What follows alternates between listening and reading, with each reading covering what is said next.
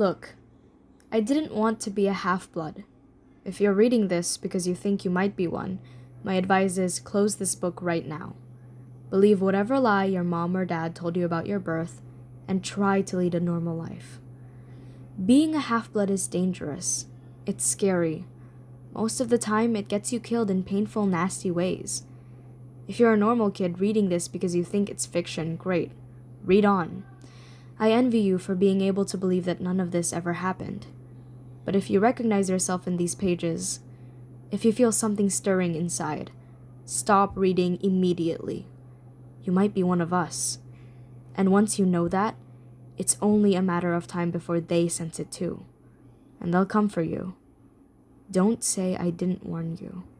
Those iconic words will forever be immortalized, as today we're going to have a very brief but complicated ramble about Percy Jackson and the Olympians, the Lightning Thief. Just for some context, Percy Jackson and the Olympians is a novel series written by Rick Riordan about a young boy named Percy Jackson who finds out that he is a demigod. The series follows his adventures and the obstacles he faces as he is coming to this acceptance that he is different from others. Unfortunately, this is really the only summary I can give you guys thus far because I'm not even close to finishing the book series, but I can already tell you it has been wonderful so far. I have just finished the first book titled The Lightning Thief, and that's basically the focus of today's video, plus a speed paint I did of Percy. Before I continue, I would like to put a disclaimer. This video will potentially include spoilers for those who haven't read The Lightning Thief yet. Along with that, everything I say in this video is entirely opinionated and should be taken with a grain of salt.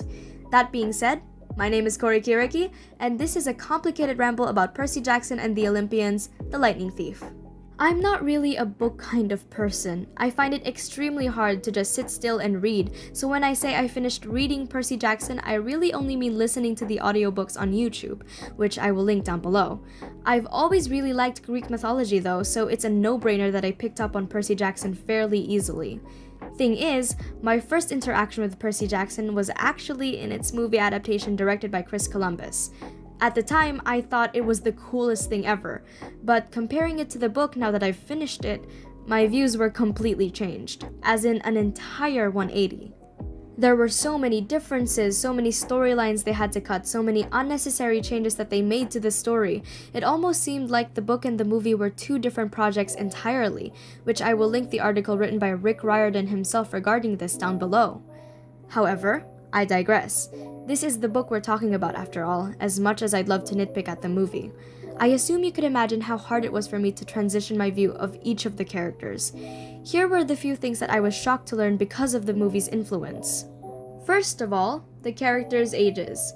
Percy and Annabeth were 12 years old when this all happened.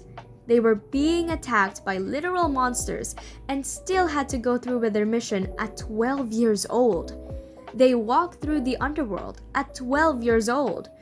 Which, okay, fair, anyone can be mentally mature at any age, but it just puts in perspective how much it must have affected their growth as individuals. Also, Grover was 32 years old when this all happened. It caught me off guard. It was very strange. Ahem. Secondly, their appearances. Percy and Grover were more or less the same in my head than they were in the book, but Annabeth was just a whole different story. She was blonde and gray-eyed, not at all what I was used to since whenever I did picture Annabeth in my head, the only image that appears is that of Alexandra Daddario, who is very beautiful by the way. Also, I can't seem to fathom the fact that Chiron is supposed to be a white horse. I always imagined him with brown fur. It really threw me off at first. Thirdly, their personalities. This one just really takes the cake. Their personalities from the movie, or at least from the vibes that I was getting out of their general character descriptions, were way different than I would have ever expected. Grover is more clumsy, nervous, and meek than I expected. Percy was more cunning and outright rebellious than what I thought he would be. And Annabeth was more fun, and she wasn't as uptight as I thought she would be. She had dreams and hopes, inspirations, and a lot of character, which I found to be so refreshing because I could see myself in her. So props to Mr. Riordan, because I think he did a great job at establishing their personalities. Lastly, the amount of scenes and characters that I didn't even know existed.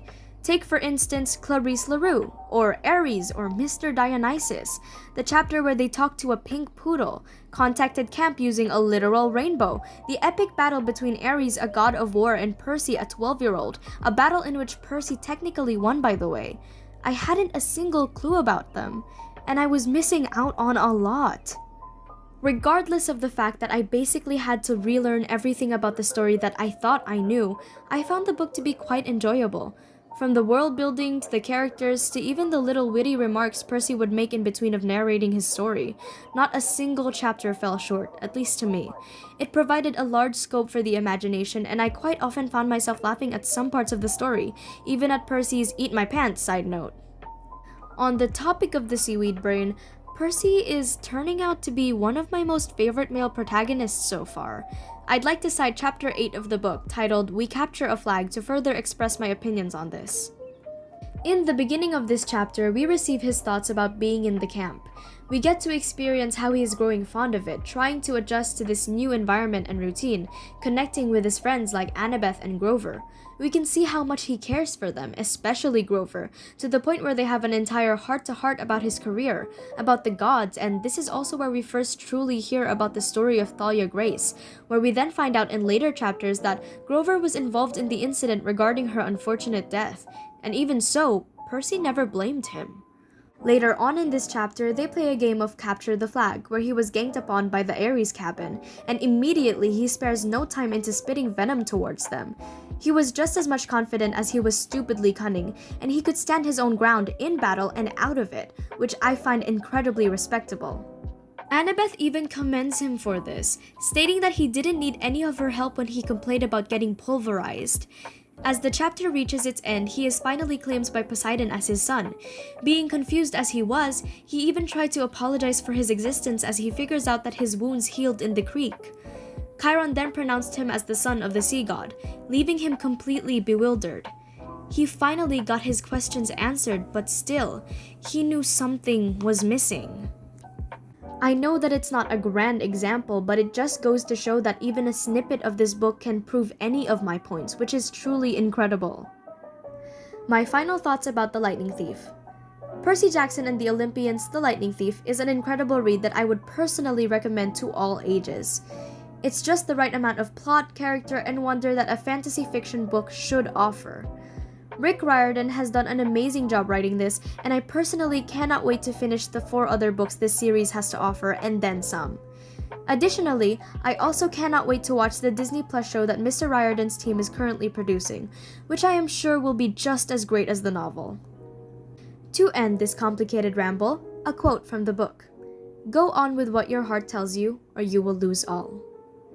I hope you enjoyed hearing me ramble about my new obsession, and I also hope you have a great day, night, afternoon, or whenever you may be watching this. Links of the resources I used in this video will be down in the description box below. Do let me know if you enjoyed this and if I should maybe review other books, movies, or even TV shows. I'm most likely going to do one of these videos for each book, so I'll be right back when I finish The Sea of Monsters. But until then, I am Kori Kiriki, and you just watched me have a very complicated ramble. Bye!